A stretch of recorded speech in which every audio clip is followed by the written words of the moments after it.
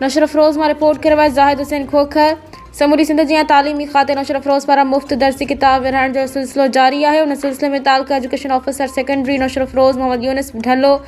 किताबनि जी विरासत वारो अमल शफ़ाफ़ नमूने पूरो करे वरितो। तफ़सील मूजिब हर साल जी इन साल बि तालीम खाते हुकूमत सिंध तरफ़ां मुफ़्त निसाबी किताब विरहाइण जो मरहलेवार शेड्यूल जारी कयो वियो आहे,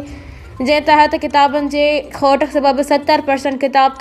तालीम खाते जे अमलदारनि जे हवाले कया वेंदा ऐं 30% किताब स्कूल जे बुक बैंक मंझां पूरा करण जी हिदायत की वई, जंहिं तहत taluka education officer secondary Mohammad Younis Dhalo ऐं office superintendent Amanullah Brohi media सां ॻाल्हाईंदे चयो त असां तालीम खाते हुकूमत सिंध पारां ॾिनल तरीक़ेकार मुताबिक़